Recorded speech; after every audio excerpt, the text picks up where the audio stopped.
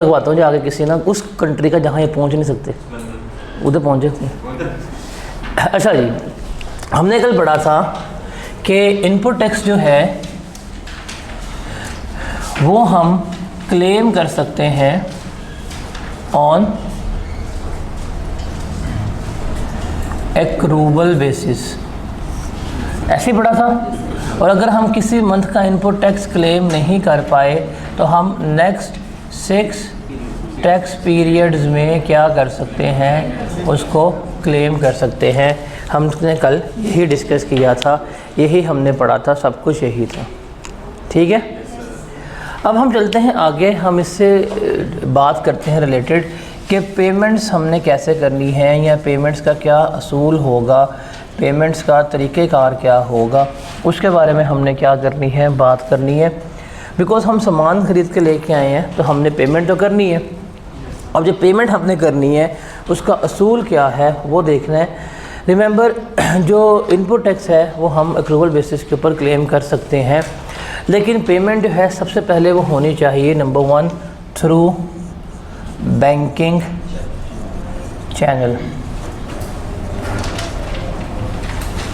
कि आपने जितनी भी पेमेंट करनी है थ्रू बैंक्स करनी है, कैश में नहीं करनी। अगर कैश में पेमेंट करनी है तो वो अप टू 50,000 तक क्या कर सकते हैं, आप कैश में पे कर सकते हैं। अगर 50,000 से ऊपर पे करना है तो आपको किससे करना पड़ेगा, बैंक के ज़रिए पे करना पड़ेगा। और यहाँ पे जब बैंक की बात करते हैं, रिमेंबर यहाँ पे होगा बिज़नेस बैंक अकाउंट जो आपने डिक्लेयर किया है उसमें से आपने क्या करनी है, पेमेंट करनी है। जो बिज़नेस बैंक अकाउंट है जो आपका डिक्लेयर है आप उसमें से पेमेंट करेंगे। रिमेंबर, जो आपका पर्सनल बैंक अकाउंट है अगर आप उससे भी पेमेंट कर देंगे तो उसके ऊपर इनपुट टैक्स क्लेम नहीं हो पाएगा। तो पेमेंट किससे करनी है, हमने हमेशा बिज़नेस बैंक अकाउंट से करनी है, पर्सनल अकाउंट से भी पेमेंट हम नहीं कर सकते। अगर कैश में पेमेंट करनी है तो कितनी कर सकते हैं, 50,000 तक हम कैश में पेमेंट कर सकते हैं। अब हमने पढ़ा था इनपुट टैक्स जो है वो हमारा होता है एक्रूवल बेसिस के ऊपर। मतलब क्या था, फॉर एग्ज़ाम्पल आप फेब के मंथ में गए हैं, फेब के मंथ में आपने परचेज़ की हैं और ये परचेज़ की थी आपने 1 लाख रुपए की। 1 लाख के ऊपर 18% के हिसाब से 18,000 क्या बनेगा, आपका जनरल सेल्स टैक्स बनेगा, ये आपने पे करना था। आप अगर ये कैश में परचेज़ करके लाएं तब भी क्लेम कर सकते हैं, अगर आप उधार पे सामान लेके आए या पेमेंट नहीं की तब भी क्या कर सकते हैं, आप ये क्लेम कर सकते हैं। अगर फेब के महीने में आपने इनपुट टैक्स क्लेम नहीं किया तो नेक्स्ट 6 टैक्स पीरियड्स में क्या कर सकेंगे, आप इसे क्लेम कर सकेंगे। मतलब मार्च, अप्रैल, मई, जून, जुलाई, अगस्त तक आप क्या कर सकते हैं, क्लेम कर सकते हैं। अगर आपने ऑन क्रेडिट लिया, आपने सामान लिया था किसके ऊपर, ऑन क्रेडिट, उधार पे लिया था, उस वक़्त क्या होगा, क्वेश्चन है। तो रिमेंबर, जब आपने सामान उधार पे लिया था, जिस महीने परचेज़ की थी, आप तो पेमेंट नहीं करके आए ना, इनवॉइस आपको उस महीने मिल गई थी, आपने क्या किया, उस महीने इनपुट टैक्स जो है वो क्लेम कर लिया, हो गया होगा। अब आपके पास पेमेंट करने का टाइम क्या होगा, रिमेंबर 180 डेज़ हैं। जो भी पेमेंट करनी है आपने वो किस में करनी है, 180 डेज़ में पेमेंट करनी है। आपने फेब के, फॉर एग्ज़ाम्पल आपने परचेज़ की थी 5 फरवरी 2023 को, 5 फरवरी 2023 को आप सामान लेके आए, फरवरी की रिटर्न गई, उसमें ये सब कुछ क्लेम कर लिया था। अब आपने उधार पे सामान लिया है तो अब आपके पास कितने डेज़ हैं, 180 डेज़ हैं। तो ज़रा 5 फेब से काउंट करके बताएं 180 डेज़ कब तक पूरे होते हैं, ज़रा काउंट करें, 5 फेब से लेके बताएं 180 डेज़ कब तक पूरे होते हैं।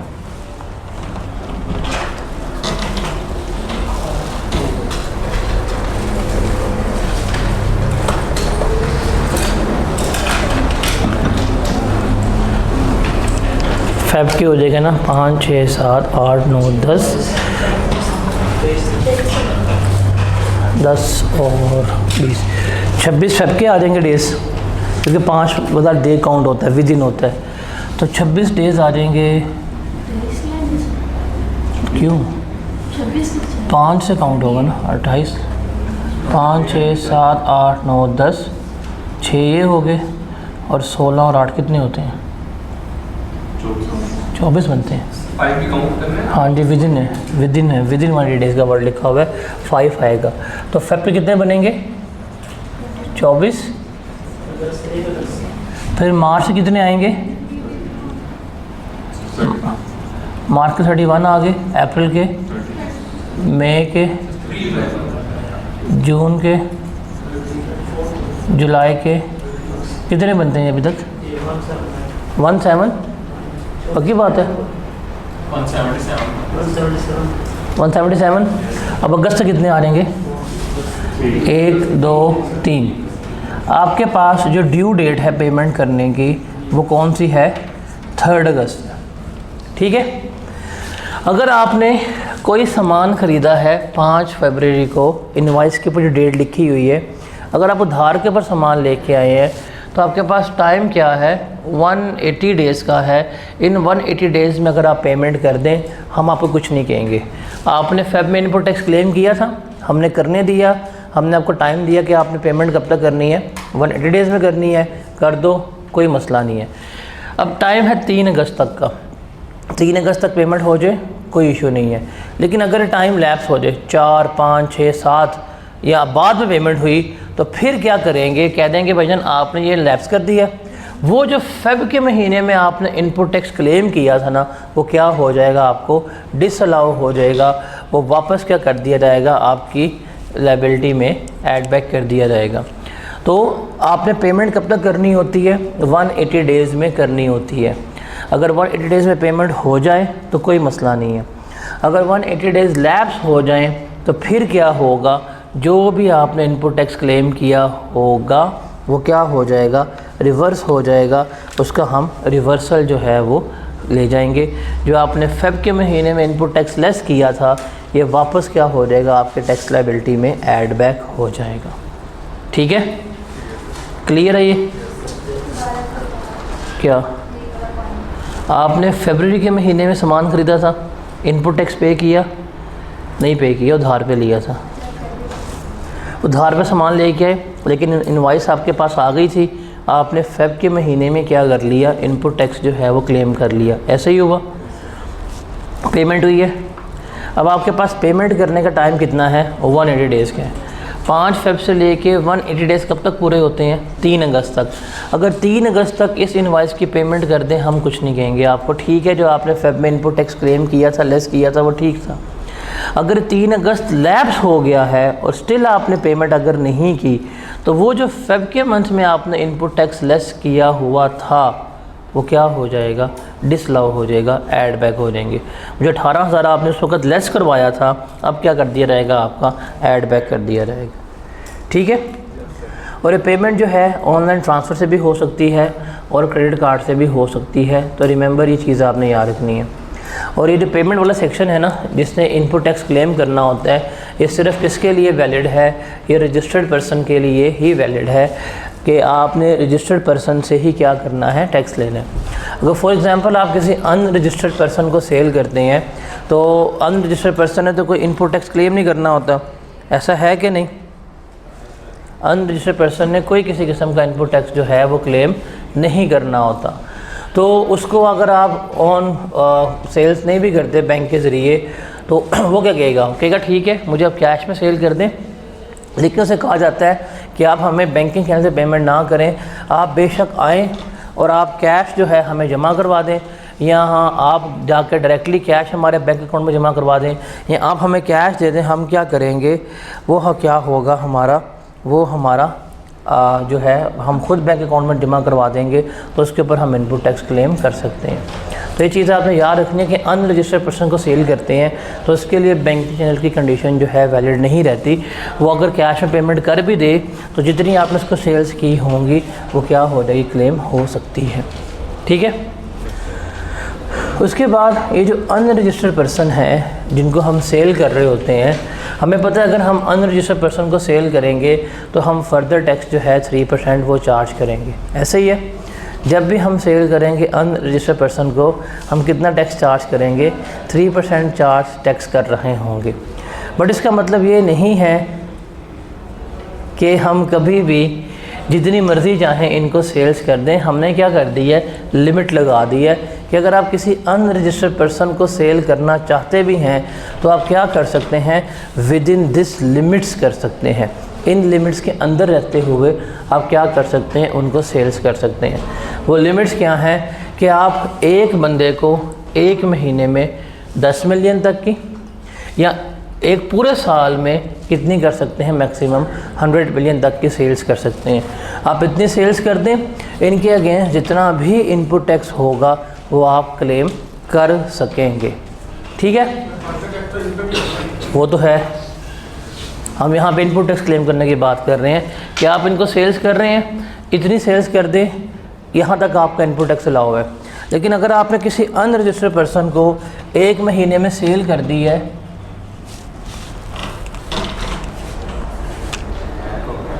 मंथली 10 मिलियन की करते हैं, लेकिन साल में ज़्यादा नहीं हो जाएगी तो वो जो रुका हुआ है, आप हर महीने 10 की करोगे तो ज़्यादा हो जाएगी साल की, वो जो रोके हमने उनको। तो आपको अलाउ है 10 मिलियन तक की, आपने एक अनरजिस्टर्ड पर्सन को सेल कर दिया 12 मिलियन तक की, अलाउ कितनी है 10, आपने कितनी कर दी एक्स्ट्रा 2 मिलियन की। इस 2 मिलियन की जो आपने सेल की है, इससे रिलेटेड जितना भी इनपुट टैक्स होगा वो क्या हो जाएगा, आपको डिसअलाउ हो जाएगा, आप उसे कभी भी क्लेम नहीं कर पाएंगे। तो जो in addition to these limits input tax होगा वो क्या होगा, हमेशा डिसअलाउ हो जाएगा, हम उसे कभी भी क्लेम नहीं कर पाएंगे। ये चीज़ आपने याद रखनी, ये वाला पॉइंट पेपर में आने के चांसेस ज़्यादा हैं न्यूमेरिकल में। रिमेंबर, अगर आप इस रूल्स की नॉन कंप्लायंस करते हैं तो जितना इनपुट टैक्स होगा इस एडिशनल सेल्स से रिलेटेड आप उसे कभी भी क्लेम नहीं कर पाएंगे। अच्छा, ये रूल की ये एक्सेप्शंस हैं कि अगर इन लोगों को आप सप्लाई कर रहे हैं, इनके ऊपर ये रूल जो है वो वैलिड नहीं रहेगा। कौन कौन, कि अगर आपने फेडरल गवर्नमेंट के डिपार्टमेंट्स को, प्रोविंशियल गवर्नमेंट के डिपार्टमेंट्स को या लोकल गवर्नमेंट के डिपार्टमेंट्स को सेल किया है, या फॉरेन मिशंस को या डिप्लोमेट्स को सेल कर रहे हैं, या वो लोग जो फर्टिलाइज़र्स की मैन्युफैक्चरिंग में है, या वो लोग जो एग्जाम सप्लायर्स में डील कर रहे हैं, उन लोगों के लिए ये रूल एप्लीकेबल नहीं है।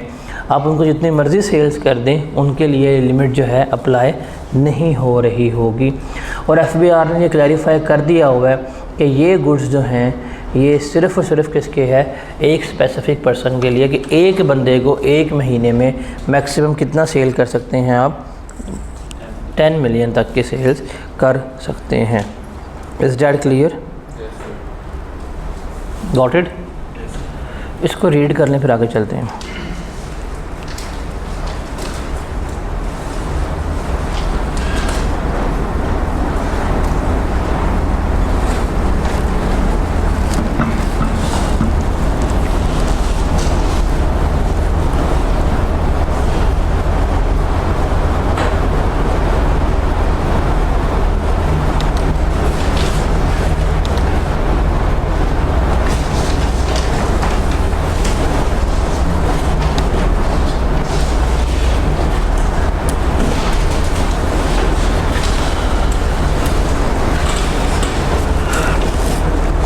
सर एक साल में 100 मिलियन कर दी ना उसको, तो इनपुट उतने में क्लेम कर सकते हैं, तो मंथली वाला नहीं होगा। मैक्सिमम लिमिट है कि एक साल में आप उसको 100 मिलियन तक कर सकते हैं, लेकिन हमारी sales tax return per month जारी होती है, क्योंकि अगर हमारी रिटर्न पर मंथ जारी होती है, हम हर महीने के हिसाब से देखते हैं, फिर हम एनुअल एक रिटर्न देते हैं। अगर एनुअल रिटर्न में वायलेशन की हो तो जितना इससे अबव होगा वो भी इनपुट टैक्स डिसअलाउ हो जाएगा। इसमें ये समझ नहीं आ रहा है, पर मंथ जारी है तो 100 तक पहुँच ही नहीं सकती। तो यही तो हमने रोका होगा, अगर आप पर मंथ 10 मिलियन तक कर रहे हैं, आप करें कितना बनता है, आप उसने हर महीने 10 मिलियन की है, साल का काउंट किया 120 मिलियन बन गया, तो साल के एंड पे जो 20 मिलियन वो भी डिसअलाउ कर देंगे पकड़ के कि क्यों किया आपने, तो लिमिट लगाई हुई है, आप नहीं कर सकते इसको।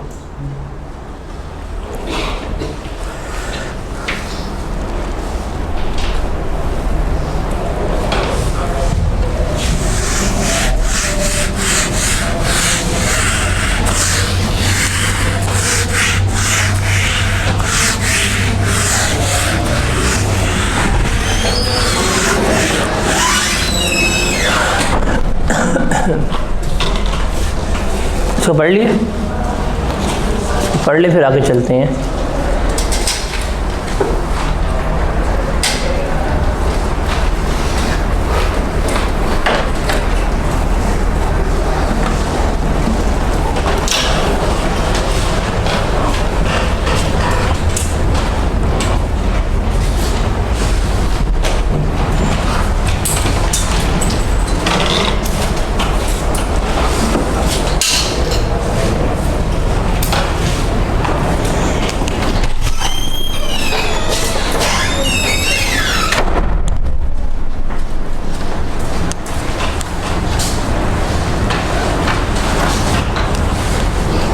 अब हम डिस्कस करते हैं कि ये जो इनपुट टैक्स क्रेडिट है इसको हमने किस तरह से क्लेम करना है या किस तरह से हमें मिलेगा, उसको हमने देखना है। और यहाँ पे हम बात करेंगे सबसे पहले अपॉर्शनमेंट ऑफ इनपुट टैक्स की, कि इनपुट टैक्स हमारा किस तरह से अपोर्शन हो रहा होता है। सबसे पहले क्या करना है, हमने इसको देखना है। अब अपॉर्शनमेंट को समझने के लिए ना, हमारे जो सेल्स टैक्स के जितने भी न्यूमेरिकल हैं उन न्यूमेरिकल्स में जो सबसे टेक्निकल एरिया है वो किसका आता है, वो अपॉर्शनमेंट का ही होता है, जहाँ पे तकरीबन हमारी जो आवाम है वो क्या कर रही होती है, सफ़र कर रही होती है। अब अपॉर्शनमेंट जो है वो हमने समझनी है। अगर ये आपको समझ आ जाती है, मेरे ख्याल से अब हम न्यूमेरिकल्स करने के काबिल हो जाएंगे, बिकॉज लास्ट ये एरिया है कि अपॉर्शनमेंट हमने किस तरह से करनी है और क्या होगा। अब अपॉर्शनमेंट हम करते क्यों हैं? अपॉर्शनमेंट इसलिए करते हैं कि अगर हमारी परचेज़ जो हैं वो कॉमन है, हमारी परचेज़ जो हैं वो क्या है, कॉमन है, और लेकिन हम सप्लाईज़ जो हैं वो तीन तरह की कर रहे हैं। हम टैक्सेबल सप्लाईज़ भी कर रहे हैं, हम ज़ीरो रेटेड भी कर रहे हैं, और हम एग्जेम्प्ट भी कर रहे हैं। इनपुट टैक्स हमने एक पे किया जब सामान लेके आए हैं, चीज़ें हम तीन तरह की बुला के बेच रहे हैं। अब हमें पता है कि एग्जेम्प्ट गुड्स जो होंगी उनके अगेंस्ट कभी भी इनपुट टैक्स क्लेम हो ही नहीं सकता। इसके अगेंस्ट हमें क्या मिलना है, रिफ़ंड्स मिलने हैं। इसके अगेंस्ट क्या करना है, हमने क्लेम करना होगा। तो जब मेरी परचेजेस कॉमन हैं, मेरा इनपुट टैक्स कॉमन है और सप्लाईज अगर मेरी मुख्तलिफ हो रही हैं, तो फिर मैंने क्या करना होगा, मैंने इस इनपुट टैक्स को अपोर्शन करना होगा। अब उसकी अपोर्शनमेंट करने के लिए टेबल जो है ये आपने सीखना है बनाना।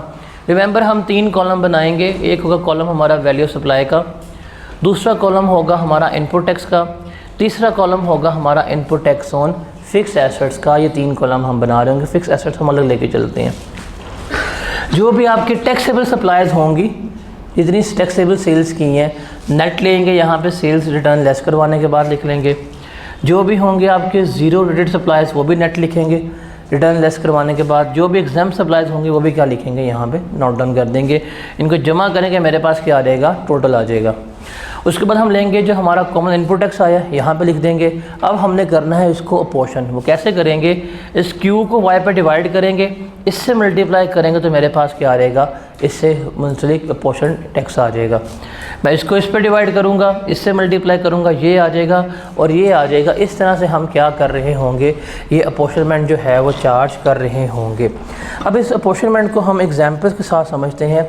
एग्जाम्पल के ज़रिए जो है वो हम ट्रीट करते हैं। पहला हम देते हैं केस 1। नॉर्मल सिनेरियो है कि हमने परचेजेस की हैं रजिस्टर्ड सप्लायर से कितने की, 5 लाख की, और हमने सप्लाईज की हैं कितने की, 8,80,000 की। तो हम 5 लाख का सामान ख़रीद रहे हैं, 8,80,000 का उसको बेच रहे हैं। तो सवाल है कि सेल्स टैक्स हमारा कितना पेएबल होगा, हमने वो कैलकुलेट करना है। अब देखें, हम सबसे पहले लेंगे आउटपुट टैक्स। आउटपुट टैक्स हमारा कितना आएगा, हमने 8,80,000 की सेल्स की हैं, 18% के हिसाब से टैक्स हमने लिया होगा। कितना आएगा,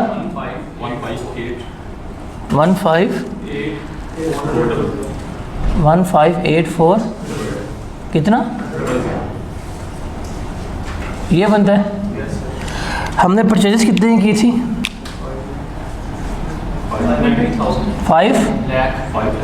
5 लाख की। इसके ऊपर 18% के हिसाब से कितना टैक्स पे किया होगा, 90। हमारा सेल्स टैक्स पेबल कितना आ जाएगा,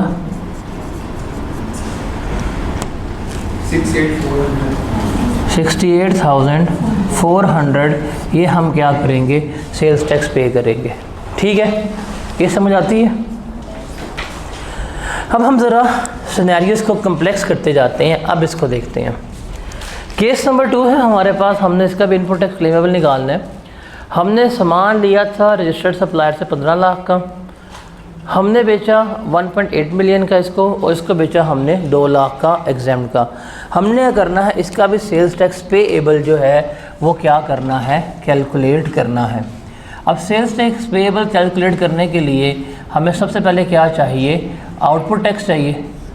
अब मेरे पास टैक्सेबल सप्लाईज एक ही हैं, वो कौन सी हैं, कितने की हैं, 188। टैक्सेबल सप्लाईज कितने की हैं, कितने के बेचा है, 18,80,000 का। तो हम ले लेंगे जी, हमारे टैक्सेबल सप्लाईज हैं 18,80,000 की, हमने टैक्स पे किया है 18% के हिसाब से। मेरा आउटपुट टैक्स कितना आएगा, 384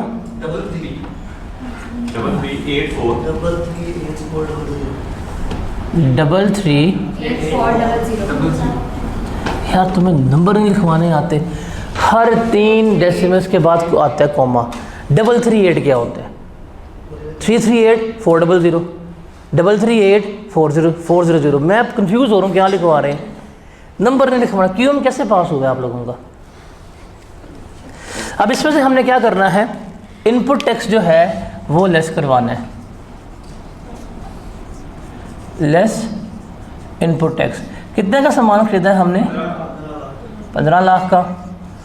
15 लाख का 18% ले क्या बनता है, 2 लाख। आप इसमें से अगर ये लेस करवा दें क्या जवाब आएगा,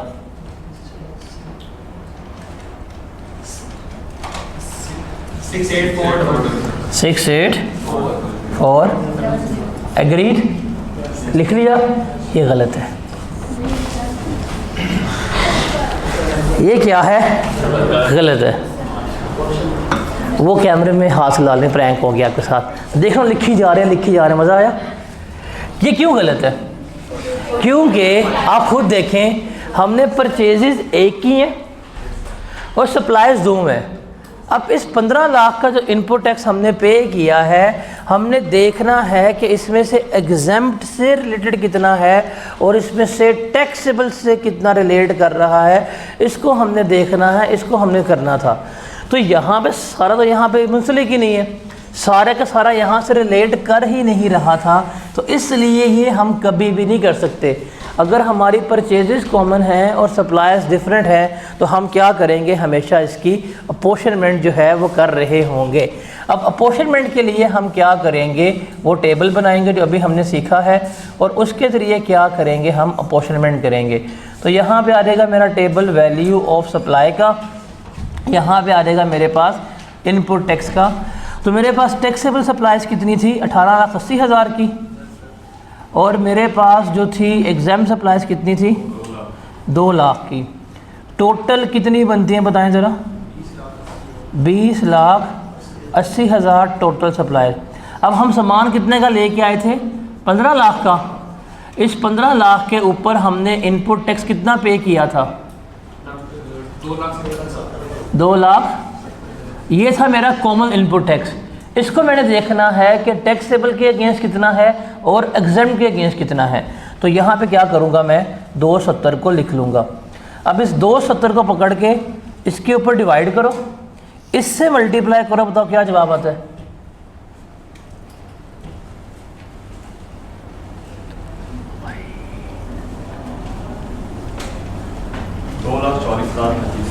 दो लाख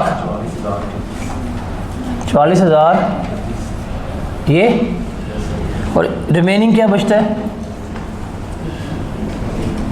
माइनस कर लो, यहाँ इसको इस पर डिवाइड करो, इससे मल्टीप्लाई कर लो, ये जवाब एक ही आएगा।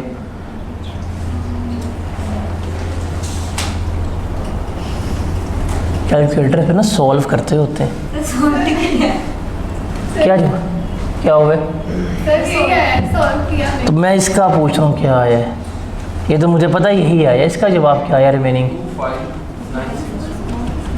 2596 ये आया। अब हमने इस 2,70,000 के इनपुट टैक्स को क्या कर लिया है, अपोर्शन कर लिया है। ये वाला जो इनपुट टैक्स है ना, ये वाला, ये मेरा क्या हो जाएगा, क्लेम हो जाएगा। और ये वाला मेरा इनपुट टैक्स क्या है, ये अगेंस्ट एग्जेम्प्ट है, ये इग्नोर हो जाएगा, ये वेस्ट हो जाएगा। तो कितना आया, 244,038 लेस करवाएंगे। बताएं जी सेल्स टैक्स पेएबल कितना आएगा,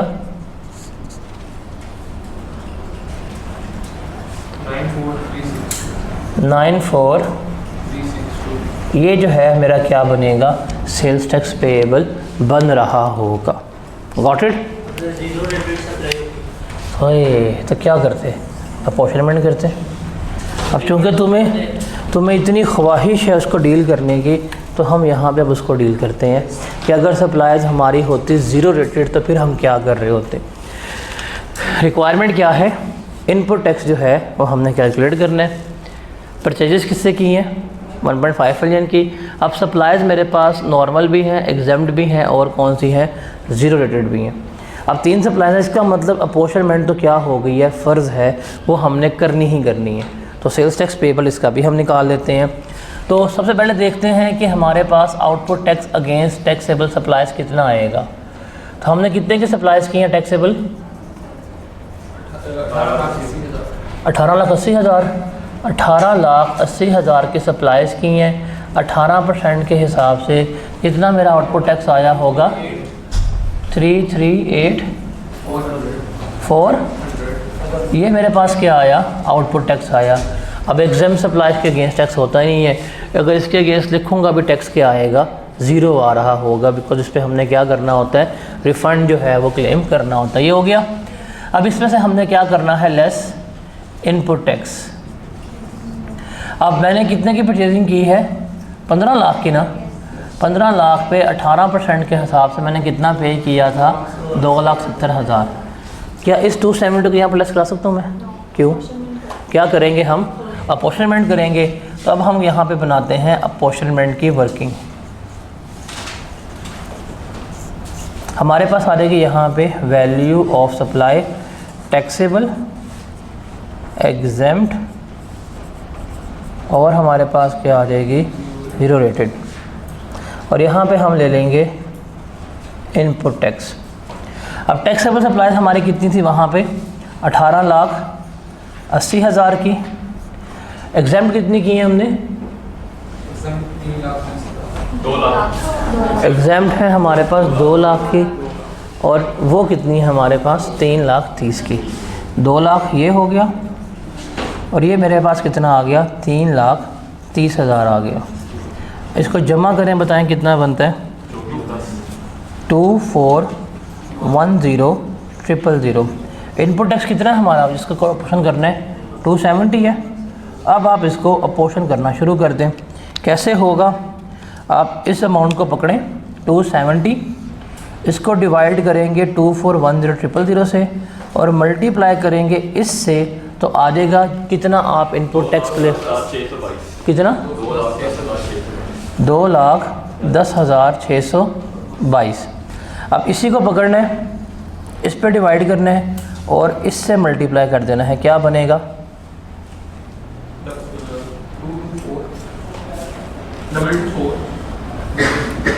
224,06। अब इसी को पकड़ें, इस पे डिवाइड करें, और इससे मल्टीप्लाई करें, क्या जवाब आता है, बैलेंसिंग फिगर निकाल लो, 36,971 बैलेंसिंग फिगर आ रही है, 1 रुपये का डिफरेंस आ रहा था। तो ये आ गया। अब हमें लग गया पता, ये देखें ध्यान से, ये वाला इनपुट टैक्स किससे रिलेट कर रहा है, टैक्सेबल सप्लाई से, क्लेम होगा। ये वाला इनपुट टैक्स रिलेट कर रहा है एग्जाम्प्ट सप्लाई से, वेस्ट हो जाएगा। ये रिलेट कर रहा है ज़ीरो रेटेड से, इसका क्या मिलेगा, रिफ़ंड मिलेगा। तो हम ये 210 पकड़ेंगे, क्या करेंगे, यहाँ पे जाकर लेस करवा दें, कितना बनता है, 210,622 ये बताएं तो हमारे पास क्या आ जाएगा, सेल्स टैक्स पेएबल जो है वो आ जाएगा, कितना बनता है, एक वन नहीं गलत बता रहा भाई, तो क्या बता रहा है,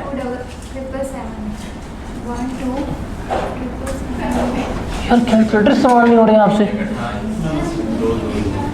338,400 माइनस 210,622 क्या जवाब आता है, 127,778। ये हमने क्या करना है, ये हमने हुकूमत को पे करना है, ये हमारी लाइबिलिटी है, ये हम पहले पे करेंगे, ठीक है।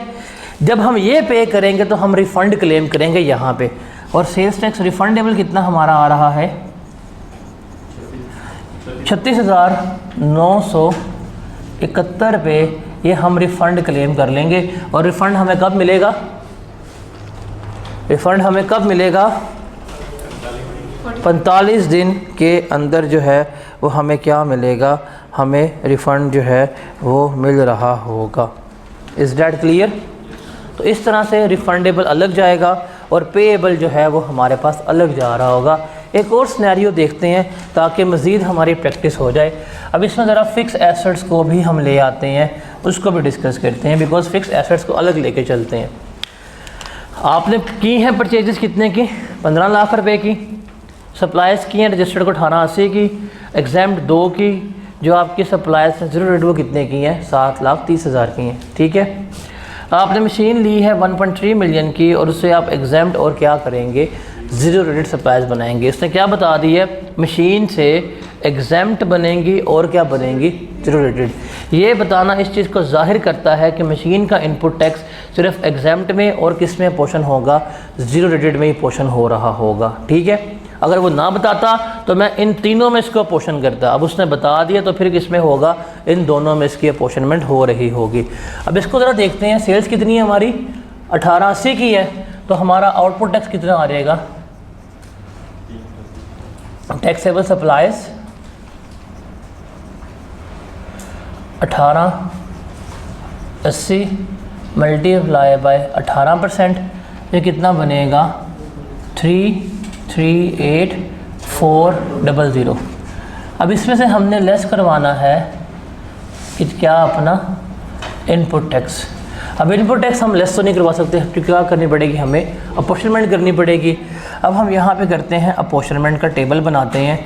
2 कॉलम हम बना रहे होते हैं नॉर्मली, एक आएगा वैल्यू ऑफ सप्लाई का, दूसरा आएगा इनपुट टैक्स का। अब चूँकि इसमें मशीन भी इन्वॉल्व है तो हम क्या लेंगे, input tax on fix asset, उसका हम अलग कॉलम बना रहे होते हैं। अब बताते हैं वैल्यू ऑफ सप्लाई। जो टैक्सेबल थी वो कितनी थी हमारी, टैक्सेबल के अगेंस्ट थी 1,88,000,000। एग्जेम्प्ट के अगेंस्ट थी हमारी कितनी, 2 लाख। और ज़ीरो रेटेड के अगेंस्ट कितनी थी, 7,30,000। इसको समअप कर लें, क्या बनेगा, कितना, 28,10,000 जो है ये मेरी है टोटल वैल्यू ऑफ सप्लाई। अब कॉमन इनपुट टैक्स हमारा कितना है, हमने कितने की किसी परचेजेस 15 लाख की ना, तो 15 लाख पे 18% कितना बनता है, 2,70,000 बनता है। ये मेरा है कॉमन इनपुट टैक्स। मशीन कितने की ली है, 13 लाख की। तो मशीन जब ली 13 लाख रुपए की, इसके ऊपर हम कितना टैक्स पे करके आए होंगे 18% के हिसाब से, तो वलीमे तो आए हैं, कैलकुलेटर का जरा ऐसे बैठा है तो वलीमा ही आम चल रहा है ना,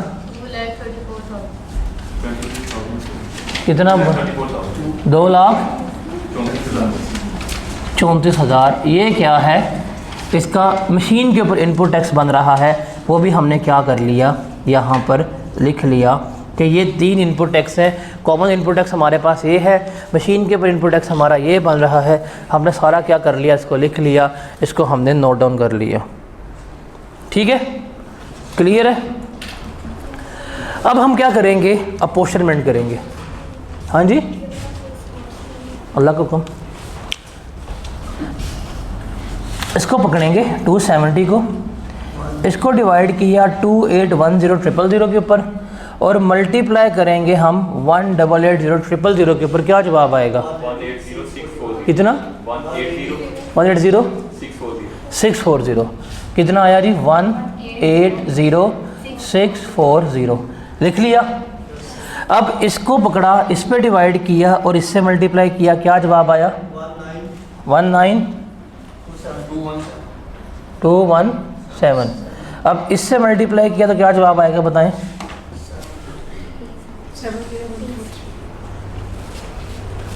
7013 बनता है, कॉमन सेंस सामने नज़र आ रहा है। 7014। बैलेंस नहीं हो रहा, 1 रुपये कम कर रहे हो। 218 आएगा सर ऊपर, ये 180,641 कह रहे हो? ये 1 आएगा, मैंने यहाँ करना, मेरी मर्ज़ी है। 1 रुपये के पीछे लड़ रहे हैं, जो सुनेंगे मेरे से भी।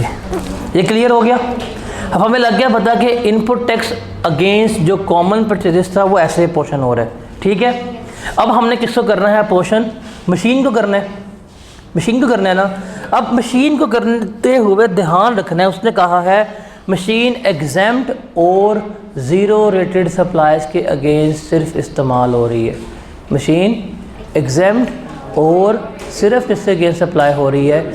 ज़ीरो रेटेड अगेंस्ट हो रही है। इसका मतलब हम सिर्फ इन दोनों में क्या करेंगे? इसको पोर्शन कर रहे होंगे, ठीक है। अब क्या होगा?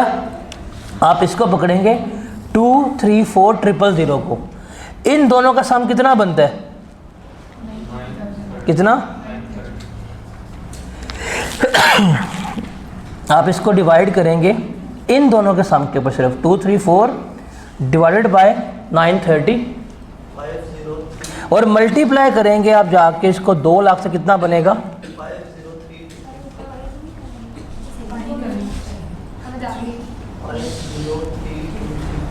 50323 और रिमेनिंग कितना बनता है?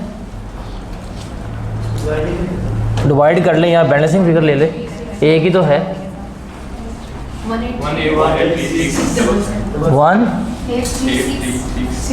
186 ये आ गया। अब हमारे पास इनपुट टैक्स की सारी अपोर्शनमेंट हो गई है।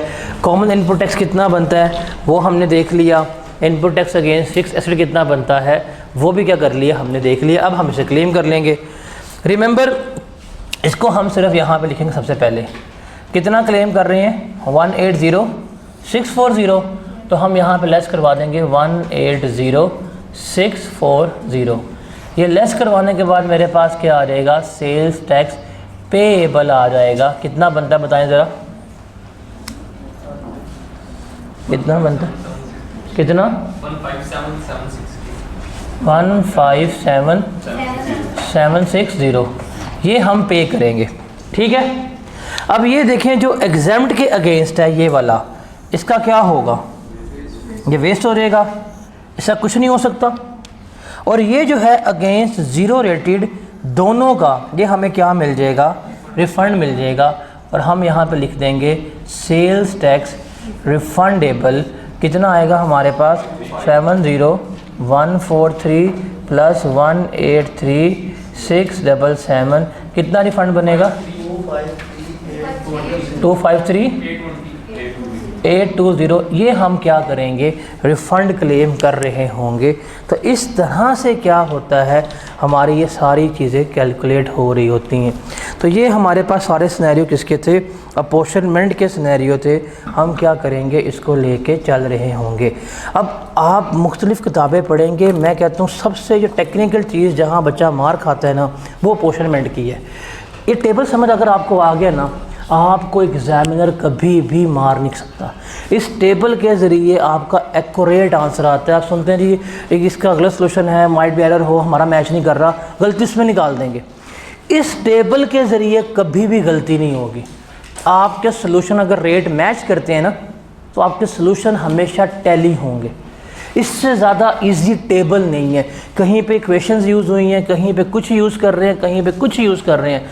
हमने क्या करना है? सिर्फ इस टेबल पे जाना है।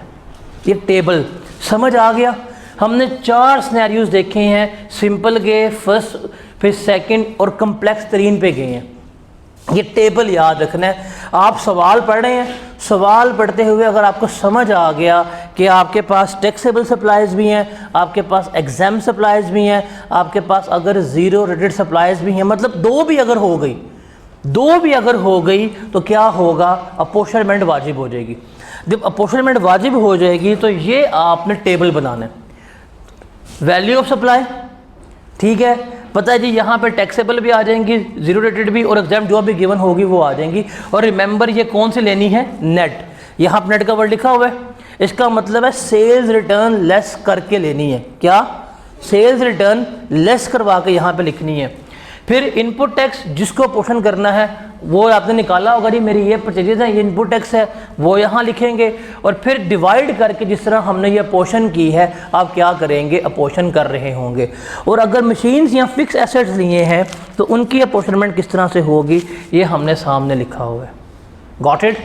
और मशीन की अपोर्शनमेंट में हमेशा वो कहते थे जी आपने मशीन ली है, मशीन इस्तेमाल हो रही है, टैक्सेबल या इसके अगेंस्ट, इसके या इसके अगेंस्ट, इसके या इसके अगेंस्ट, वो बताता है। जैसे यहाँ पे था कि मशीन सिर्फ इस्तेमाल होगी एग्जाम्ड में और जीरो रेटेड में, तो हमने इन दोनों पे डिवाइड किया है, तीनों पे डिवाइड नहीं करने बैठ गए। तो यहाँ पे कॉमन सेंस आपने डेवलप करनी है, वो आपसे क्या कह रहा है और क्या नहीं कह रहा। अगर आपको टेबल समझ आ गया, आपके सेल्स टैक्स में न्यूमेरिकल में नंबर कन्फर्म हो गए हैं।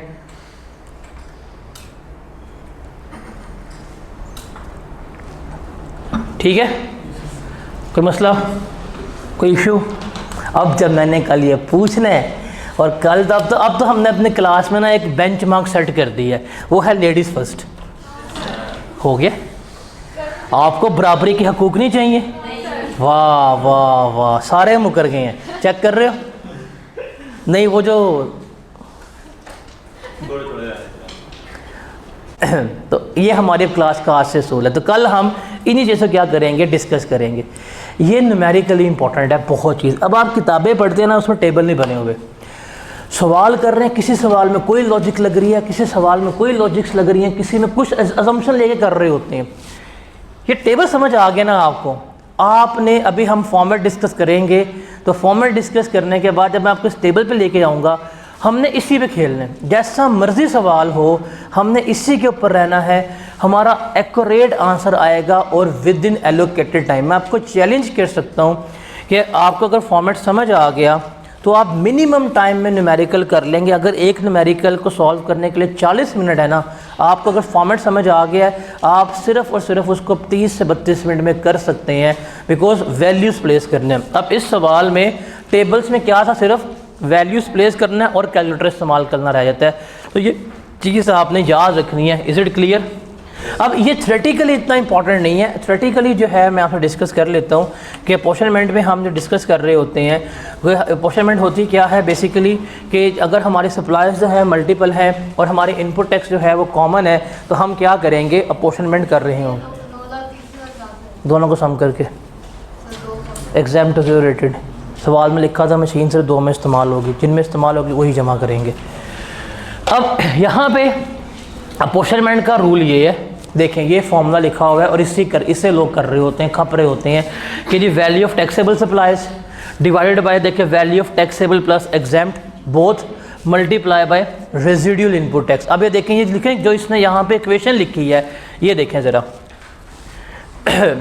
वैल्यू ऑफ टैक्सेबल सप्लाई, ठीक है, वो आ गया डिनोमिनेटर वाला, डिवाइड किस पे कर रहे थे हम, बोथ के ऊपर, मल्टीप्लाई किससे कर रहे थे, रेजिडुअल इनपुट टैक्स को। ये वो इनपुट टैक्स है जिसे हमने क्या करना है, अपोर्शन करना है। अब आप खुद सोचो, ऐसे करना आपके लिए आसान है, कैसे करना आपके लिए आसान है? ऐसे आसान है, इसमें एरर कभी नहीं होगा आपका। आपको ये याद करने की जरूरत नहीं है, बिकॉज हमने यही सीखा है। अब फॉर्मूला क्या है, Muazzam value of taxable supplies, हमने वही पकड़ी 1880, डिवाइड किया उसने value of taxable supplies plus exempt पे, हमने इसी पे डिवाइड किया, मल्टीप्लाई किस पे कर रहा है, रेजिडुअल इनपुट टैक्स पे, वो हमारे पास ये होता है। रेजिडुअल इनपुट टैक्स क्या है, मैं वो डिस्कस कर देता हूँ, मैं वो आपको बता देता हूँ। रेजिडुअल इनपुट टैक्स क्या होता है, ये वो टैक्स है जिसको हमने अपोर्शन करना है between taxable and between exempt goods, ठीक है, यही हम कर रहे हैं पोर्शन। इसी को हमने पोर्शन किया 270 को, यहाँ पे भी हमने इसी को पोर्शन किया है, यहाँ पे भी हमने इसी को पोर्शन किया है। तो ये मेरा क्या कहलाएगा, रेजिडुअल इनपुट टैक्स कहला रहा होगा, जिसको हम क्या कर रहे होते हैं, अपोर्शन कर रहे होते हैं between these supplies. Got it? और ये हम मंथली अपोर्शनमेंट करते हैं और साल के एंड पे हम क्या करते हैं, एक मेगा एडजस्टमेंट जो है वो हम कर रहे होते हैं। तो ये सारे रूल्स थे, सारे टेबल्स थे जो हमने क्या करनी है, यहाँ पे सीखनी है। अपोर्शनमेंट में मेरे ख्याल से अब कोई किसी किस्म का मसला नहीं होना चाहिए। Got it? इसमें कोई सवाल है तो बताएं। आपके पास 5 मिनट है, इसको नोट करना है, नोट कर लें और फिर आगे चलते हैं जल्दी से। क्लेम करने के रिफंड जो उसके बाद हम तो लायबिलिटी पड़ेगी वो गवर्नमेंट को पे करेंगे। लायबिलिटी पहले पे करेंगे, रिफंड बाद में मिलता है। लेकिन एक लाइन लिखी थी ना इनपुट टैक्स रिफंड में कि अगर वो नेट ऑफ करके हम पे कर नहीं कर सकते, रिफंड कभी नेट ऑफ नहीं होता। वन पेजर नहीं होता, तो 1 पे 2 कर लो, 3 कर लो। तो वो एक एक्सेल की शीट पे 2 शीट तो नहीं। और भाई एक्सेल की शीट में ही ये आ गया डेबिट्स, ये जो क्रेडिट्स, ये वर्किंग, चाहे क्या हो गया तुझे? नहीं तो वो जब प्रिंट में आता है तो वो कवर नहीं करता है। तो प्रिंट तुझे मैं निकाल देता हूँ। हम पूरे घंटे क्लास कराते हैं, बाद में रिकॉर्डिंग 20 मिनट किसने की होती है? क्यों जी कैमरा बंद था।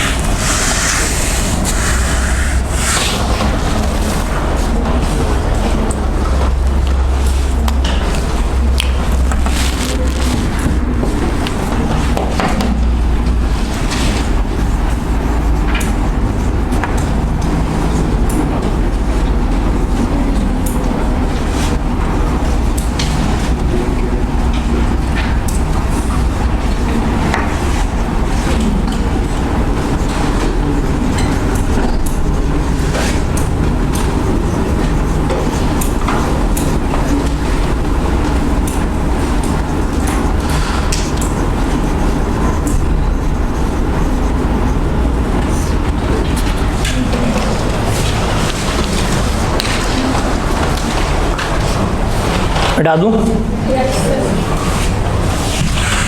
समझ आ गया टेबल? इतने समझ आओ, कल पूछेंगे। क्लास का असूल तो हमें याद है, किससे पूछना है हमें। क्या तू सब्र कर, देख करता आ गया मैं कल तुम्हारे साथ, तुम्हारे ख्वाबों में आने।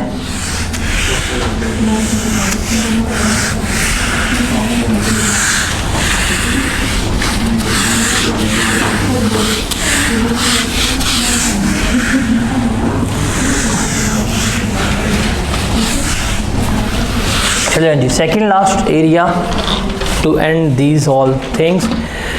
सेल्स टैक्स जब हमने क्लेम करना होता है, सेल्स टैक्स पेएबल करना होता है, असूल क्या होता है, आउटपुट टैक्स में से हमने क्या करना है, इनपुट टैक्स लेस करना है। यहाँ पे बताएं इस केस 1 में हमारा आउटपुट टैक्स कितना आएगा, 1 मिलियन मल्टीप्लाई बाय 18%, 1,80,000। फिर हम लेंगे इनपुट टैक्स, वो कितना था 5 लाख के हिसाब से, 18% पे किया, इतना आया, लेस किया, ये हमारे पास क्या आ गया, सेल्स टैक्स पेएबल आ गया। ऐसे ही होगा, एग्री करते हैं?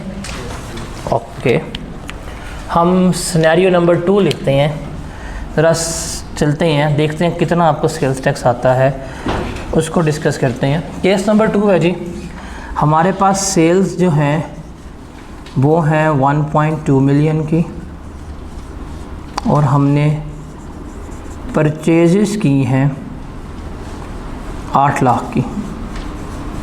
क्यों भी तलहा, सेल्स टैक्स पेएबल कितना आएगा बताओगे? हम लेंगे अपना आउटपुट टैक्स, आउटपुट टैक्स लेंगे जी 1.2 मिलियन का, हम लेंगे 18%, कितना आएगा 2,16,000, लेस करवा देंगे इसमें से इनपुट टैक्स 8 लाख का 18% कितना बनेगा? 144,000। कितना सेल्स टैक्स पेबल आया? 72,000 हम क्या करेंगे? पे करेंगे। एग्री करती हैं आप भी? आप लोग भी एग्री करती हैं? ना भी करें हम क्या कर सकते हैं, हम तो एक ही काम कहेंगे एंड के ऊपर। वो भाई कल से इनको हमने प्रेफरेबल ट्रीटमेंट देना है। केस 3 आमना निकाल दें कैलकुलेटर, ठीक है, कोई नहीं बोलेगा। सेल्स की हैं आपने 1.8 मिलियन की और परचेजेस की हैं आपने 1.7 मिलियन की। सवाल है जी सेल्स टैक्स पेएबल कैलकुलेट करना। जी बताएं, आउटपुट टैक्स कितना आएगा? 3,24,000।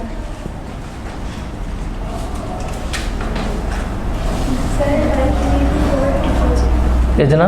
3 to 4। आउटपुट टैक्स आएगा हमारे पास 1.8 मिलियन का लिया हमने, 18% कितना आया? 3,24,000। इनपुट टैक्स कितना था? 17 लाख का 18% कितना बनता है? 306,000। कितना सेल्स टैक्स पेएबल आएगा? कितने टाइम है ना, बंदा कश्मीर से होता है। कितना? 18,000। ओके, सही किया इसने, सारे एग्री करते हैं। गलत है यार, मैंने वही पूछा, सही बताई है ना। मैं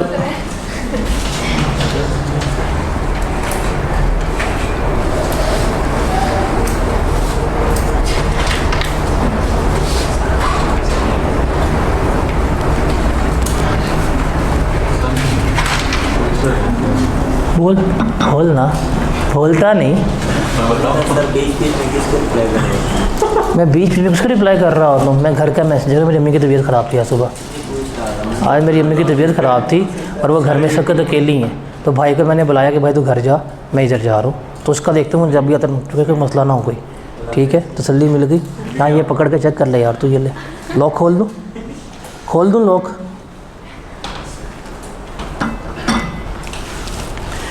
हो गया तसल्ली के, खोल दूँ लॉक। एक करता हूँ यहाँ पे खोल के वहाँ पे स्क्रीनशॉट कर दूँ।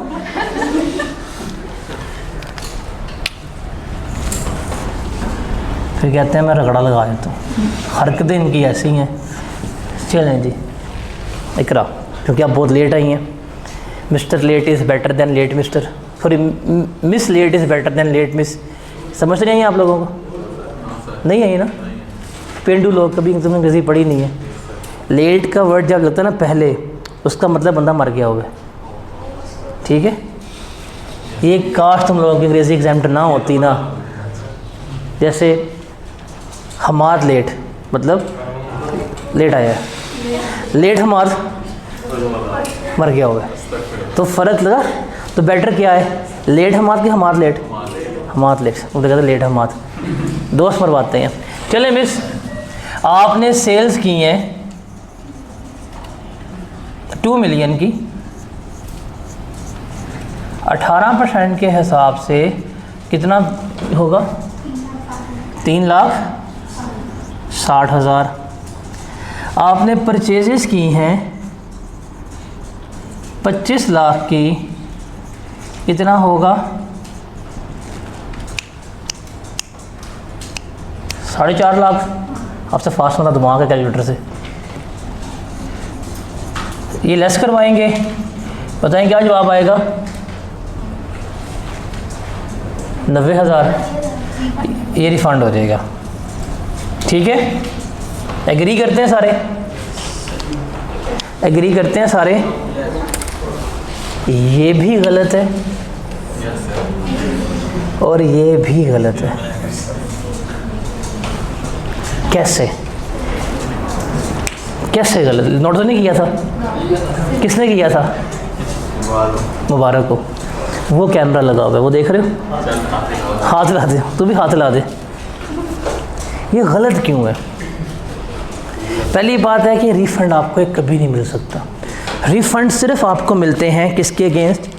Zero rated against. तो आपने कैसे रिफ़ंड कह दिया इसके? नेगेटिव में से रिफ़ंड नहीं होता, हर नेगेटिव चीज़ रिफ़ंड नहीं होती। ये भी गलत है आपका। क्यों? अब यहाँ पे आखिरी रूल है जो मैंने डिस्कस अब करना था, डैट इज़ कि आप ये जो इनपुट टैक्स क्लेम करते हैं ना, इनपुट टैक्स, ये up to 90% of output tax तक ही कर सकते हैं। क्या मतलब कि जितना भी आपका आउटपुट टैक्स होगा उसका क्या करेंगे आप? 90% तक ही क्या कर सकते हैं? क्लेम कर सकते हैं। ये कितना बन रहा है? ये कितना बन रहा है? बहुत ज़्यादा बन रहा है। तो इसलिए क्या है, दोनों गलत हैं। अब होगा क्या? हम इसी से ज़ूम करते हैं, इसी को लेके चलते हैं बाय मंथ। हमारे पास था मंथ फॉर एग्ज़ाम्पल मई का। मई के महीने में आपने सेल्स की हैं 2 मिलियन की और आपने परचेजेस कितनी की हैं तलहा? 25 लाख की। ठीक है। क्वेश्चन है हमारा सेल्स टैक्स पेएबल कैलकुलेट करना। नोट बाद में कीजिएगा, आप समझिएगा इसको। ये हमारी लास्ट एडजस्टमेंट है, इसके बाद न्यूमेरिकल का फॉर्मेट सीधा हमारा ये ख़त्म होने लगा सेल्स टैक्स आज। सेल्स टैक्स करना है हमने, पेएबल निकालना है। तो सबसे पहले हम लेंगे इसका आउटपुट टैक्स। आउटपुट टैक्स में हमारे पास आ जाएगा 2 मिलियन मल्टीप्लाई बाय 18%, क्या जवाब आएगा? 3,60,000। अब जब भी हमने इनपुट टैक्स क्लेम करना होगा तो इनपुट टैक्स हम ऐसे कभी भी क्लेम नहीं करते। इनपुट टैक्स क्लेम करने के लिए हम क्या करेंगे? हमेशा अपना रूल लिखेंगे और वो रूल होगा एक्चुअल इनपुट टैक्स और 90% ऑफ आउटपुट टैक्स। अब एक्चुअल इनपुट टैक्स कितना था? 25 लाख का हमने लिया, 18% कितना आता है? 25 लाख का 18% था 4,50,000। ये कितना बनेगा? 4,50,000। और ये आउटपुट टैक्स है, इसका 90% ले क्या आता है? 3,24,000। जब भी हम इनपुट टैक्स क्लेम करने जाएंगे, जो actual input tax for the month होगा वो, और हम कंपेयर करेंगे 90% ऑफ आउटपुट टैक्स। जो इसमें से लोअर होगा, जो क्या होगा? लोअर, वो कितने? 3,24। वो हम क्या करेंगे? वो हम यहाँ पर क्लेम कर पाएंगे। रिमेनिंग कितना हम पे करेंगे? 36,000 जो है वो क्या होगा? गवर्नमेंट को हमने पे करना ही करना है। ये हमारा क्या है? हर हालत में हमने हुकूमत को ये टैक्स जो है वो पे करना ही करना है। Got it? अब आप कह रहे हैं सर मैंने तो यहाँ पे परचेजेस किए हैं, मैं इस महीने 4.5 लाख का इनपुट टैक्स पे करके आया हूँ, मुझे क्लेम करने दें। कहेंगे नहीं। मैक्सिमम कितना क्लेम कर सकते हो आप? 90% ऑफ आउटपुट टैक्स का। बनता कितना तलहा? कितना क्लेम करने दिया? कितना क्लेम नहीं करने दिया? कितना? 1,26,000 का ये जो इनपुट टैक्स है जो इन्होंने आपको क्लेम नहीं करने दिया, कितना था आपका एक्चुअल? 4,50,000। आपको कितना अलाउ किया है? 3,24,000। आप कितना क्लेम नहीं कर पाए? 1,26,000। ये कह देंगे कि आप इसको कैरी फॉरवर्ड कर लो, इस महीने नहीं, हम क्या करवा देंगे आपको? अगले महीने में क्लेम करवा देंगे। मैक्सिमम कितना क्लेम कर सकते हो? 90% ऑफ आउटपुट टैक्स तक। जो नहीं कर पाए वो क्या हो जाएगा? कैरी फॉरवर्ड हो जाएगा। वो कहेंगे इस महीने नहीं, कब क्लेम करो? अगले महीने क्लेम करो। आप कहते हैं ठीक है। हम अगले महीने चले जाते हैं। अगला महीना हमारे पास आ गया जून का। जून का महीना आ गया, हमने सेल्स की 3 मिलियन की, परचेजेस हमने की इस महीने 2.9 मिलियन की। हमारा अब ये सेल्स टैक्स क्या ब्रॉड फॉरवर्ड कितना आ रहा है, इनपुट टैक्स ब्रॉड फॉरवर्ड जो लास्ट मंथ में क्लेम नहीं कर पाए थे वो कितना है, 1,26,000 का है। सवाल है जी हमारा सेल्स टैक्स पेएबल जो है ये क्या करना है, हमने कैलकुलेट करवाना है। अब हम देखते हैं जी हमारा आउटपुट टैक्स कितना बनेगा। आउटपुट टैक्स है 3 मिलियन का 18%, 3 मिलियन मल्टीप्लाई बाय 18% कितना बनेगा, 5,40,000। अब इसमें से हमने क्या करना है, लेस इनपुट टैक्स। अब इनपुट टैक्स का असूल जो होगा, रिमेंबर 90% ऑफ आउटपुट टैक्स और input tax for the month के इस महीने का इनपुट टैक्स कितने, 5,40,000 मेरा क्या था, आउटपुट टैक्स था। इसका 90% ले क्या बनेगा, 5 लाख का 90% लिया कितना बनेगा, 4,86,000। अब यहाँ पर देखना एक्चुअल इनपुट टैक्स इस महीने का कितने। सबसे पहले हम लिखेंगे इनपुट टैक्स ब्रॉड फॉरवर्ड, जो पिछले माह क्लेम नहीं कर पाए थे वो इस माह क्लेम करना है ना, तो वो आ जाएगा हमारे पास कितना, 1,26,000। और जो input tax for the month जो ख़रीदारी की है ये थी 29 लाख की, इसके ऊपर 18% कितना बनता है बताओ, 5 लाख। अब आप इसको जमा कर ले तो total input tax for the month कितने, 6, 4, 8 के 9, 8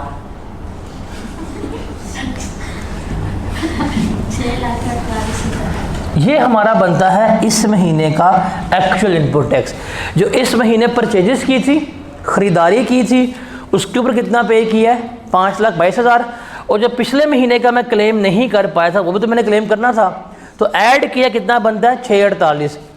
आउटपुट कितना क्लेम कर पाएंगे, 486 ही, तो हम 486 यहाँ पे लेस करवा देंगे। और ये कितना पे करेंगे बताएं ज़रा, 54,000 जो है वो हमारा क्या होगा, हर हाल में गवर्नमेंट को पे ही होगा। और जो हम कैरी फॉरवर्ड करेंगे वो कितना होगा, देखें इस महीने का इनपुट टैक्स था 648,000, मैंने कितना क्लेम किया है 486,000, कितना कैरी फॉरवर्ड हो जाएगा 1। इस महीने भी मैं अपना सारे का सारा इनपुट टैक्स क्लेम नहीं कर पाया, वो क्या हो गया है, कैरी फॉरवर्ड हो गया। ठीक है, कब तक कैरी फॉरवर्ड कर सकते हैं, जब तक है जान, वो वाली नहीं, मतलब जब तक ये है तेरी, अगर वो भागी तो हम क्या करेंगे, तो जब तक है जान हम क्या करेंगे, इसको कैरी फॉरवर्ड करेंगे। मतलब जब तक इसको प्रॉपर एडजस्ट नहीं कर सकते आप कैरी फॉरवर्ड करते जाएं। हैं ख़त्म, यही लास्ट लायबिलिटी, बिजनेस बंद हो गया, इस पर नहीं। अब हम चलते हैं जुलाई के मंथ में। जुलाई के मंथ में फॉर एग्जांपल आपकी सेल्स हुई हैं 35 लाख की और आपने परचेजेस की हैं 25 लाख की। आपका जो ब्रॉड फॉरवर्ड इनपुट टैक्स कितना आया था, 1,62,000 आया। ठीक है, वही आपका मंथ क्या हो गया, आगे कंटिन्यू हो गया। अब बताएं आपका आउटपुट टैक्स कितना बनेगा, 35 लाख का 18% कितना आएगा, इसका 18% कितना आएगा, 6,30,000। अब हम लेस करवाएंगे इसमें से इनपुट टैक्स। इनपुट टैक्स में लेंगे 90% ऑफ आउटपुट टैक्स, 6,30 का 90% कितना बनता है, 567, और लेंगे हम एक्चुअल। अब एक्चुअल में आ जाएगा हमारे पास ब्रॉड फॉरवर्ड, वो कितना था, 1,62,000 प्लस हम कर देंगे input tax for the month. 25 lakh का 18% कितना बनता है? साढ़े। अब इन दोनों को जमा कर लें, कितना बनता है? 6 लाख। एक्चुअल इनपुट टैक्स 612 है, 90% कितना बनता है? 567 बनता है। हम लोअर ही क्लेम कर पाएंगे, कितना लेस करवा पाएंगे? 567 जो है वो लेस करवाएंगे। बाकी जो है 63,000 वो हम क्या करेंगे? गवर्नमेंट को पे करेंगे। और हमारा कैरी फॉरवर्ड कितना हो जाएगा? 6,12,000 माइनस 567,000 कितना कैरी फॉरवर्ड हो जाएगा? 45,000। फिर भी हमारा रह गया, हम वो क्या कर देंगे? कैरी फॉरवर्ड कर देंगे। हम सारा क्लेम नहीं कर पाए। एक और माह की ट्राई मार लेते हैं, शायद इस माह में एडजस्ट करवा लें। तो जब तक एडजस्ट नहीं होगा हम क्या करेंगे? इसको हमेशा कैरी फॉरवर्ड करते जाएंगे। Got it? अब हम चलते हैं अगस्त। क्या क्या कह रहे हो? कौन कह रहा है?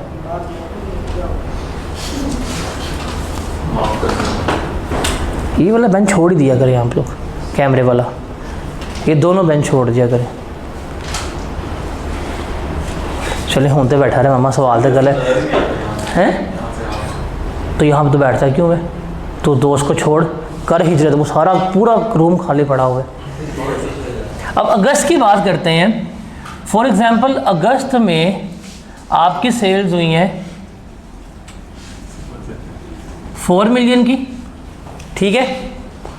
आपने माइट बी परचेजेस की हों, इसमें एज्यूम कर लेते हैं ख़रीदारी कम की है हमने, परचेजेस हमने की है 18 लाख की। ब्रॉड फॉरवर्ड इनपुट टैक्स जो है हमारा कितना था? 45,000 था। अब हमने क्या करना है? इसका सेल्स टैक्स निकालना है। तो बताएं जी हमारा आउटपुट टैक्स कितना आएगा? 7,20,000 आया जी हमारा output tax 1000। Okay, input tax इसमें से हमने लेस करना है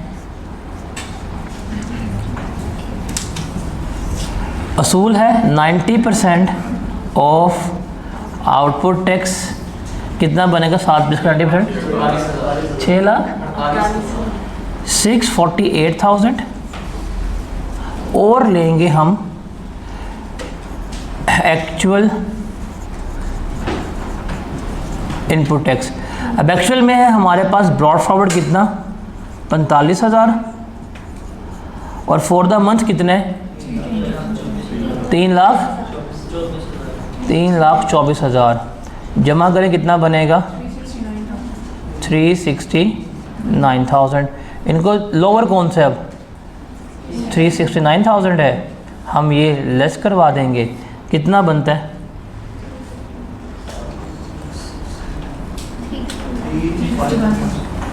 351,000 जो है वो हम क्या कर देंगे? गवर्नमेंट को पे कर देंगे। यहाँ पे हमारी कहानी जो है वो कंप्लीट हो जाएगी। अब इसके ऊपर हम कभी भी जो हमारा इनपुट टैक्स क्लेम नहीं हो पा रहा था वो सारा क्या हो जाएगा? क्लेम। तो असूल क्या है? याद रखना क्या कि हमेशा कितना क्लेम कर सकते हैं? 90% ऑफ आउटपुट टैक्स तक ही क्लेम कर सकते हैं। कितना क्लेम कर सकते हैं? 90% ऑफ आउटपुट टैक्स तक ही हम क्या कर सकते हैं? क्लेम कर सकते हैं। उससे ज़्यादा का हम क्लेम नहीं कर सकते। जो भी होगा वो हर हाल में क्या करना है? हमने पे करना ही करना है। जो नहीं कर पाएंगे वो क्या होगा? सेल्स टैक्स हमारा कैरी फॉरवर्ड हो रहा होगा। Got it? समझ लग गई? वो भी मौसम 3 दफ़ा पढ़ के तुझे समझ लगी, शर्म कर तुझे। अपोर्शनमेंट भी होगी। न्यूमेरिकल्स करने के लिए हर चीज़ हमारी डन है। अब से फॉर्मेट और न्यूमेरिकल्स हम कर सकते हैं।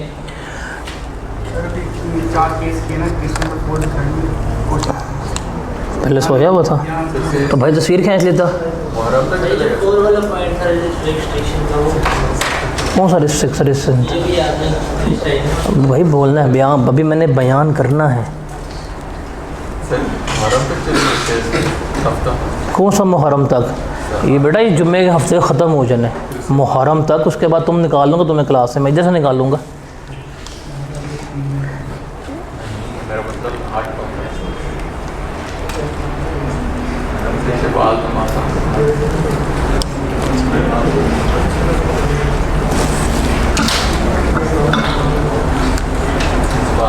बात कर रहा था 2x करने चाहिए, बात हम करते हैं। कोई 130 पे स्टार्ट करेंगे, 130 पे R1। ठीक है, समझ आ गई क्या होता है क्या नहीं होता, भूलेगा तो नहीं ये। संडे को हम क्लास करेंगे और उसमें हम रिटर्न असेसमेंट और अपील करेंगे सबके लिए, बिकॉज वो एक बिल्कुल सेपरेट टॉपिक है, तो उसमें 10 नंबर का या 12 नंबर तक का थ्योरेटिकल एरिया आता है, तो हम उस संडे को करेंगे। हाँ, अभी जो हमने इनपुट टैक्स का पढ़ा है, हमने यही पढ़ा है कि जो रजिस्टर्ड पर्सन है वो मैक्सिमम इनपुट टैक्स कितना क्लेम कर सकता है, 90% तक ही क्लेम कर सकता है। जो भी 10% होगा उसको हमेशा वो प्ले करना पड़ेगा। कोई ओवर बाइंग करता है, जो भी वॉट एवर रीजंस है, उसको रिफ़ंड नहीं मिलेगा। क्या होगा, कैरी फॉरवर्ड उसका कर रहे होंगे। ये जो इनपुट टैक्स को क्लेम नहीं कर पाएगा किसी भी पीरियड में, वो क्या हो जाएगा, उसका अगले मंथ में कैरी फॉरवर्ड हो जाएगा, अगले मंथ में कैरी फॉरवर्ड हो जाएगा। इसके एक्सेप्शन क्या है, फिक्स एसेट्स। अगर जो हमने लास्ट ये अपोर्शनमेंट की है, अपोर्शनमेंट में फ़िक्स एसेट का स्केड्यूल इसलिए हमने अलग बनाया था बिकॉज अगर हम कोई फ़िक्स एसेट ख़रीदते हैं ना, उसके ऊपर जितना भी इनपुट टैक्स होगा वो सारा क्लेम हो जाएगा, उसके ऊपर 90% का रूल अप्लाई नहीं होता। तो दैट्स वाई जब हम अपोर्शनमेंट कर रहे हैं तो फिक्स एसेट्स का कॉलम जो है वो सेपरेट बना रहे थे। तो क्यों, रीज़न इज़ दैट के इनपुट टैक्स जितना भी होगा फिक्स एसेट्स का वो सारा क्या हो जाएगा, हमारा कैरी क्लेम हो जाएगा, उसमें 10% की रिस्ट्रिक्शन अप्लाई नहीं हो रही होती। इसके बाद एफबीआई के पास पावर है कि वो ये 90% की लिमिट को बढ़ा के 95% तक कर सकते हैं। किनके लिए, कुछ मखसूस रिटेलर्स के लिए जिन्होंने पॉइंट ऑफ सेल मशीन लगाई होती है। तो ये थ्योरेटिकली ये याद नहीं, इसको बस रीड आउट करना है, रूल की एप्लीकेशन देखनी है बिकॉज न्यूमेरिकल्स में ये आ रही होती है। ठीक है, उसके बाद है कि जो 90% की ये रिस्ट्रिक्शन का रूल है ये किन के ऊपर अप्लाई नहीं होता। ये थ्योरेटिकली आप 2 से 3 नंबर का आ सकता है कि हमने क्या 90% तक क्लेम कर सकते हैं, 90% तक क्लेम कर सकते हैं। इनके ऊपर 90% का रिस्ट्रिक्शन का रूल अप्लाई नहीं होता। वो कौन कौन से हैं कि अगर आप इलेक्ट्रिकल एनर्जी सेक्टर में या गैस डिस्ट्रीब्यूशन कंपनीज़ में हैं, इनके लिए रूल अप्लाई नहीं होगा। जो OMCs होती हैं उनके लिए नहीं है, फर्टिलाइज़र्स मैन्युफैक्चर के लिए नहीं है, जो खाली डिस्ट्रीब्यूटर हैं होलसेल जो जस्ट डिस्ट्रीब्यूटर है उसके लिए भी रूल अप्लाई नहीं होगा। जो कमर्शियल इंपोर्टर है, मतलब कौन है, कमर्शियल इंपोर्टर इंपोर्ट करता है, बेचता है, और उसके जो कमर्शियल इंपोर्ट है वो टोटल सप्लाई का 50% से ज़्यादा है। क्या मतलब हुआ कि अगर उसने फॉर एग्जांपल कमर्शियल इंपोर्ट करके बेची है 12 लाख रुपए की और कमर्शियल इंपोर्ट 7 लाख रुपए की है बीच में से, मतलब 50% या उससे ज़्यादा की है, तो उसके ऊपर भी ये रूल अप्लाई नहीं हो रहा होगा। उसके अलावा वो बंदा जो ज़ीरो रेटेड सप्लाईज कर रहा है और वो सप्लाईज टोटल सप्लाई का 50% से ज़्यादा है, तब भी उसके ऊपर ये रूल अप्लाई नहीं होगा। जितनी भी इनपुट टैक्स होगा वो क्लेम कर देगा। टोटल सप्लाईज ली, देखा इसमें से कितनी % है इसकी ज़ीरो रेटेड, अगर वो 50% से ज़्यादा है सारा क्या हो जाएगा, क्लेम हो सकता है। उसके अलावा टेलीकॉम सेक्टर होगा, CNG पेट्रोलियम डीलर्स वगैरह हो गए, उसके ऊपर अप्लाई नहीं होते। उसके अलावा जो रजिस्टर्ड पर्सनस हैं जो थर्ड स्केड्यूल आइटम्स वगैरह पर डील कर रहे होते हैं या जो रिटेल के ऊपर सारा कुछ टैक्स पे कर रहे हैं या रिटेल आइटम्स को डील कर रहे हैं, उनके स्टॉक का मेजर जो है वो रिटेल ही है, उनके ऊपर भी 90% की रिस्ट्रिक्शन का रूल अप्लाई नहीं हो रहा होगा। तो ये लिस्ट 2 से 3 पॉइंट याद रखने हैं याद आपने। ये जो एक्सेस इनपुट टैक्स है जो आप क्लेम नहीं कर पाए वो क्या हो जाएगा, नेक्स्ट पीरियड में कैरी फॉरवर्ड हो जाएगा और आप नेक्स्ट पीरियड में क्या करेंगे, क्लेम कर सकेंगे। रिमेंबर, जो एक्सपोर्ट से रिलेट कर रहा होगा इनपुट टैक्स वो हमारा क्या होगा, हमेशा रिफ़ंड हो रहा होगा, उसका हम हमेशा रिफ़ंड क्लेम कर रहे होंगे। ठीक है, तो यहाँ तक रखते हैं बिकॉज आप लोगों की क्लास अभी लोग कि आपने भागना तो जगह नहीं मिलती। कल भी 2-3 बच्चे पहुँचे, सर हमें जगह नहीं मिली, मैंने लेट छोड़ा है। लग गया था पता कौन कौन पहुँचा है, मेरे पे डाल दिए, खुद लेट आते हैं। आज लेट आया तो आज मैं एग्जैक्ट 10 बजे क्लास स्टार्ट, 11 बजे यहाँ तक क्लास स्टार्ट करने के लिए, आप लोग लेट आए हैं तो 11 बजे आया करें पूरे, मैंने वेट नहीं करना फिर कल से। कल हमारा ये सारा ख़त्म हो जाएगा, माइट भी कल वो रजिस्ट्रेशन और डी रजिस्ट्रेशन का एरिया हम करके और फ्राइडे सैटरडे को हम फिर इसके न्यूमेरिकल्स कर रहे होंगे। ठीक है, और संडे को हम क्लास करेंगे जिसमें हम वो क्या कहते हैं, रिटर्न असेसमेंट और अपील जो है उसको डिस्कस कर रहे होंगे। स्केड्यूल तेरे पास है तो सवाल पूछना बनता है। फिर कल टाइम पे सर आइएगा, क्लास टाइम पे स्टार्ट की है मैंने, आज भी आप लोग लेट थे, मैंने पूरे 11 बजे क्लास स्टार्ट कर दी हुई थी।